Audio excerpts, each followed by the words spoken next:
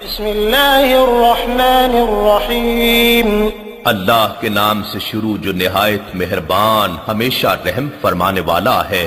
لإیلاف قریش قریش کو رغبت دلانے کے سبب سے، ایلافہم رحلة الشتاء والصیف انہیں سردیوں اور گرمیوں کے تجارتی سفر سے مانوس کر دیا۔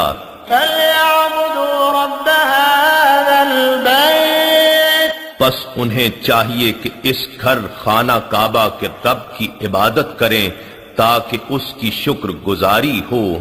الذی اطعمہم من جوع وآمنہم من خوف جس نے انہیں بھوک یعنی فقر و فاقہ کے حالات میں کھانا دیا یعنی رزق فراہم کیا، اور دشمنوں کے خوف سے امن بخشا یعنی محفوظ و مامون زندگی سے نوازا۔